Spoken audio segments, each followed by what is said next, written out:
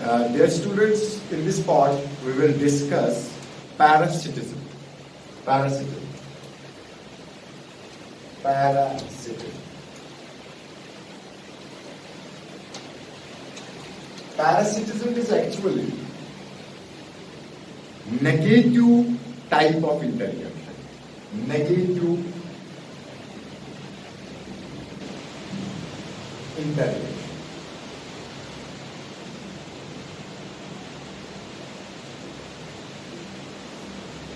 In parasitism, out of the two interacting species,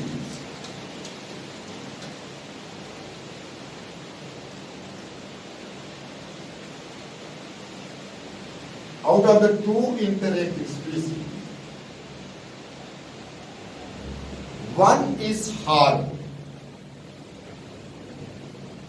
one is definitely harm, and other is benefit. Other is benefit.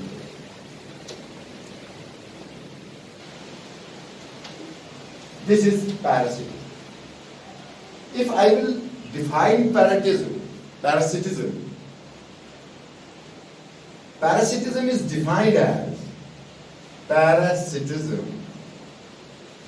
is defined as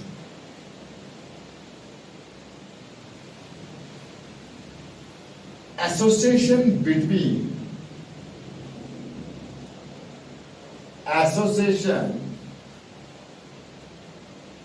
between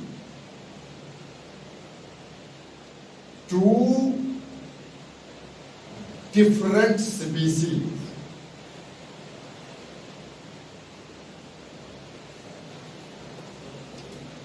of different sizes,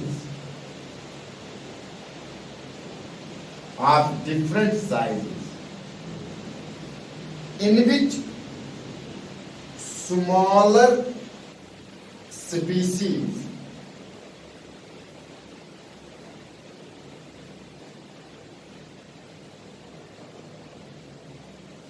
is benefited.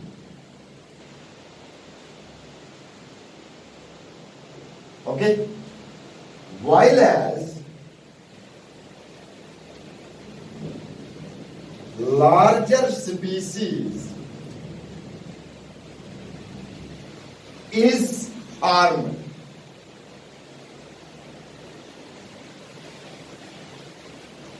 The smaller species which is benefited is called as parasite.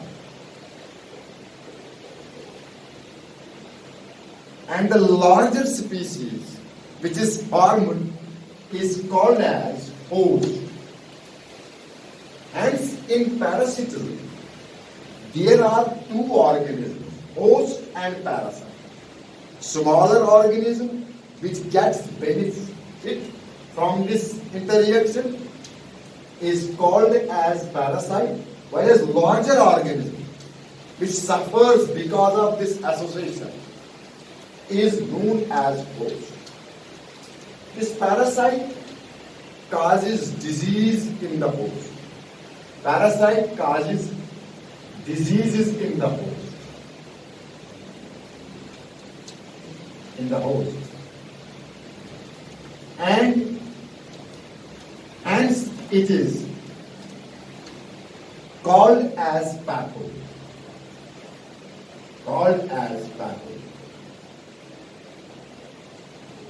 Okay. Parasitism ensures free lodging and free food, free meals. And this is the reason why this parasitism has evolved in many different taxa, from plants to higher invertebrates. From plants to higher invertebrates. Why? Because parasitism offers free lodging, free residence, and free meals, free food to organisms. As a result, this parasitism has evolved in almost all living organisms, starting from plants to higher invertebrates, higher invertebrates, vertebrates, even for that matter, higher vertebrates, up to the higher vertebrates, human beings. So this is the importance of parasitism. Now, parasites are of two types. Number one, endoparasites, and number two, ectoparasites. Ectoparasites. Here I am discussing mainly the animal parasites, the parasites which are present, which live in the bodies of other animals. Those are of two types, endoparasites and ectoparasites. Endoparasites are those parasites, as you know, in your earlier classes, you might have heard about these endoparasites. These are those endoparasites which reside inside the body of host, which reside inside the sorry students, body of host, and obtain nourishment from their host. So, endoparasites which live inside the body of host have shown certain adaptations. What are those adaptations which are shown by endoparasites? I will just discuss them briefly one by one here. Number one, as an endoparasite has to live inside the body of the host, it should have a thick cuticle. Why? Because this thick cuticle gives protection to the endoparasite from enzymes, hydrochloric acid, etc. Suppose if I talk of ascaris, which resides in the intestines, human intestines, in our intestines, the ascaris possesses a thick cuticle around its body, so that this cuticle protects the ascaris from the enzymes, from hydrochloric acid, etc. So this is the adaptation. They have developed a thick covering called as cuticle, endoparasite. Second adaptation is that loss of unnecessary sense organs. Endoparasites don't possess sense organs. They have not developed sense organs. Why? Because they take ready-made food inside the body of host. They don't need sense organs just to sense food, just to sense sound, etc. Because they take ready-made food. To possess sense organs, in this case, would have been waste of energy, because sense organs are not required by endoparasites in any way, because they take ready-made food. Another adaptation which endoparasites have shown is absence of unnecessary sense organs. Number third adaptation which endoparasites have shown is that in the body of host, endoparasites have to suck the blood, to suck the nourishment. So for sucking blood, nourishment, etc., food, etc., they must possess suckers. So endoparasites have adopted to develop suckers. And While inside the body of host, endoparasites must stick to the body organs. So they have also developed adhesive organs such as hooks, etc. Those adhesive organs are used by endoparasites just to cling on the host. This is another presence of adhesive organs and presence of suckers. Presence of suckers. Fourth adaptation which endoparasites have shown is that their only purpose inside the body of host is to reproduce. So for reproduction, the reproductive organs must be well developed. These endoparasites have well developed reproductive organs. Okay? One more point, adaptation which I want to tell you, which is shown by endoparasites, is that endoparasites don't possess digestive system. Because these endoparasites take ready-made food, they don't need digestive system for digestion of food. They just take this ready-made food, digested food, assimilated food. So they don't need digestive system. Hence, they are devoid of digestive system, endoparasites. Okay. Now these are some, adaptations shown by endoparasites. Okay. Come to the ectoparasites. Ectoparasites are, I may tell you, ectoparasites are those parasites which occur on the surface of the body, outside the body, on the surface of body. Examples of ectoparasites are lice in human beings, ticks in dogs, and other animals. These ectoparasites, as such, do not show money adaptations, as they obtain food from the surface of their host. Sometimes they must possess sucking type of mouth parts, because some of them suck blood, ectoparasites. Because if we will see, the lice suck blood from the human beings. Ticks suck blood from the body of animals like dogs. Okay. Only adaptation these ectoparasites need to show is that they must possess some sucking type of mouth parts. And you might have heard about sucking type of mouth parts in insects, or you might have heard the piercing type of mouth parts in insects.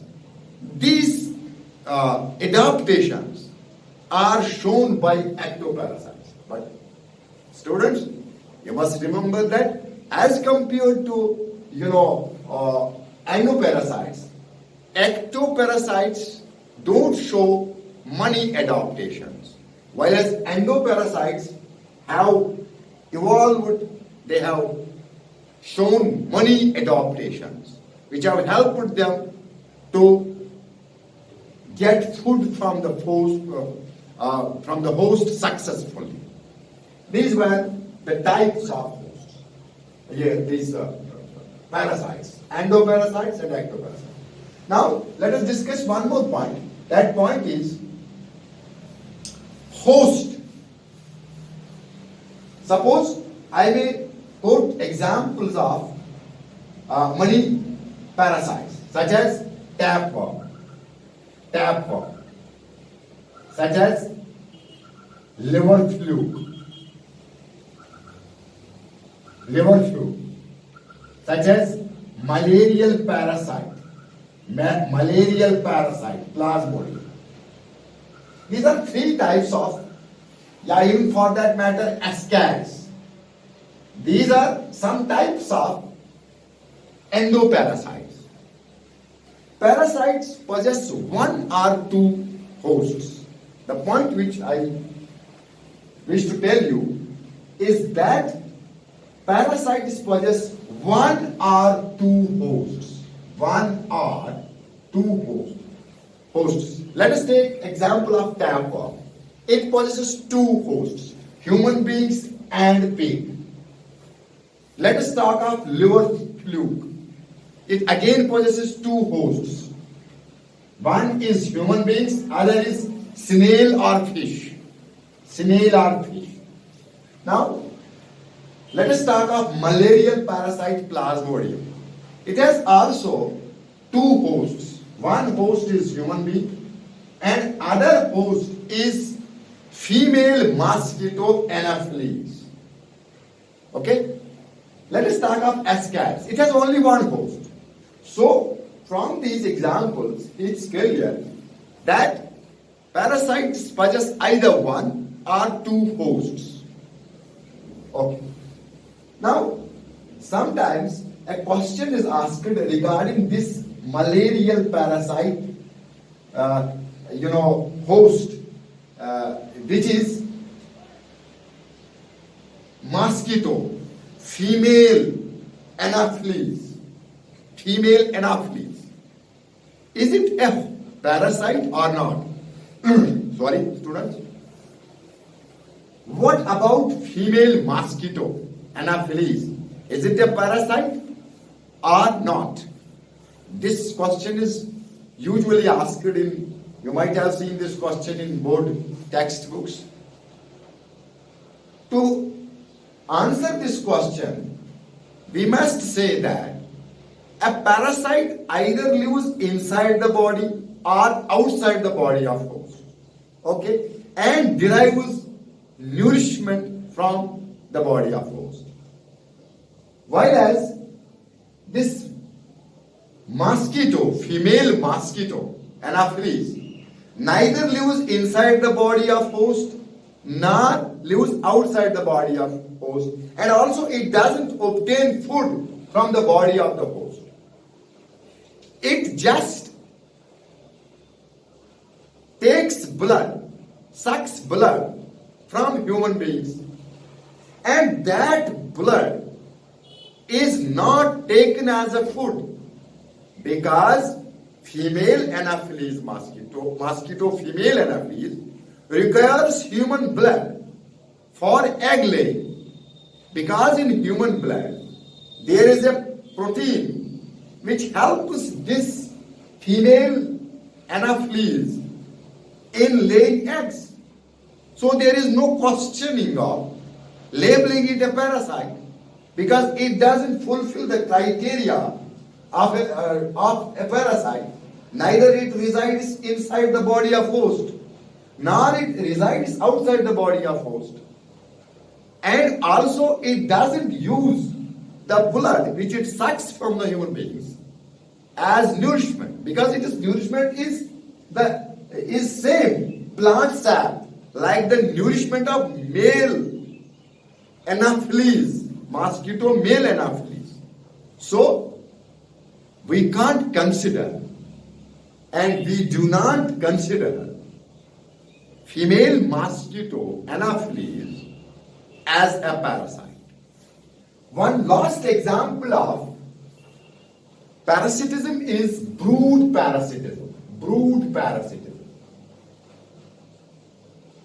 Parasitism in birds. This brood parasitism in birds is a very fascinating example of parasitism. You know what does this brood parasitism mean? It means that parasitic bird lays eggs in the in the nest of host bird and lets the host bird to incubate them. Is that clear to you? Let me repeat once again. I am telling you that brood parasitism is a fascinating example of parasitism this brood parasitism is shown, by birds. Okay? In this brood parasitism, parasitic bird lays eggs in the nest of host bird and lets the host bird to incubate these, eggs. You might have seen the quail, cuckoo, okay? This quail lays eggs in the nest of crow. Here, crow is the host bird, and quail or cuckoo is the parasitic bird. And the eggs of parasitic bird, quail, have evolved so as to resemble the eggs of parasitic bird, that means crow, in color and size. Otherwise, these eggs would be rejected. These eggs would be thrown out from the nest by the parasitic bird, host bird, if they don't match in color and size with the eggs of the host bird. This is brood parasitism. It's a very fascinating example. Let me repeat it in a second.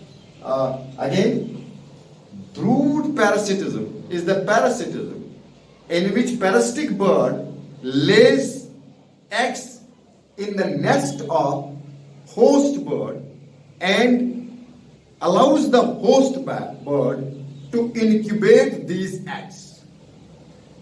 And the parasitic bird has evolved its eggs to match these eggs in size and color to the eggs of host bird, so that host bird doesn't recognize these foreign eggs. This is parasitism. Thank you, students. We will meet again with another interaction parasitism tomorrow. Thank you.